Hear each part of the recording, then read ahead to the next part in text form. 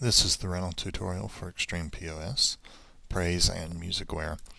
This tutorial assumes that you have already done the customer tutorial and set up a customer, as well as the entering inventory tutorial and set up an item. In order to set up rental copies of an item, you need to have that item set up as an inventory item for selling. So we're going to assume you've already done that as well. Go to View and then Rentals to set up copies of an item. You'll need to select the sell-through item that you want to make rental copies of. You can either hit scan and enter the item number or scan the item, or you can hit search and look it up through the search interface. And once you do that, it'll bring up the currently existing rental copies, which right now there aren't any of this item. There are two different ways to add copies. You can either add a copy by entering the item number and then hitting add, or you can automatically generate a number of copies, however many copies you want, by putting in the number you want to generate and hitting the generate button. If you want to automatically print barcode labels with your barcode label printer, as you create copies, you can check this box saying print labels for all new copies added and auto-generated. Otherwise, you can select individual copies from this table and then hit the print label button at the bottom. We're going to manually add a copy.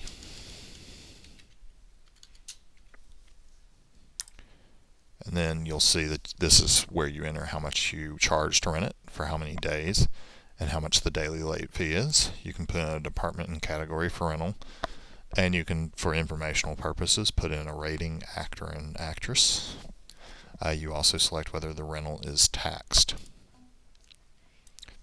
And then we'll just, as a demonstration, we'll automatically generate 3 copies. And you'll see you have to fill out the same information. If you want to change that, you can just click Change Rental Data, and it'll change it across all copies. And that's all there is to setting up rentals. If you want to set them up for a different item, you would choose that other item. And as you can see, there are no copies of this particular one. But if we go back, we'll see the 4 copies there. Alright, then in order to rent an item, you'll select the customer you're renting to on the invoice. As you can see, they already had a rental out.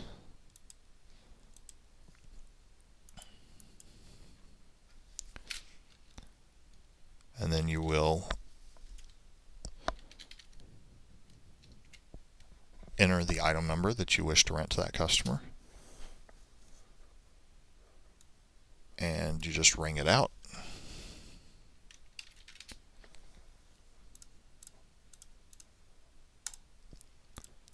And you can then pull up Show Currently Rented to see what's currently out of your store. As you can see, we've got 2 items out, both to that same customer. You can also see late rentals by customer name. Right now there aren't any. In order to return a rental, you just hit Return a Rental, and you enter the item, and then you would hit Return to return it. That's for on-time ones. So we'll pretend that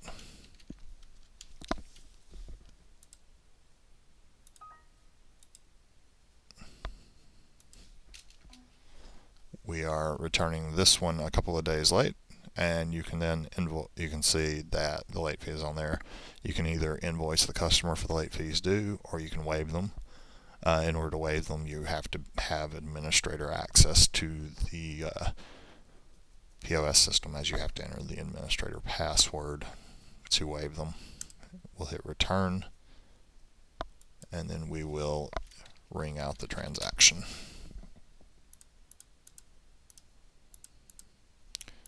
And that is all there is to it.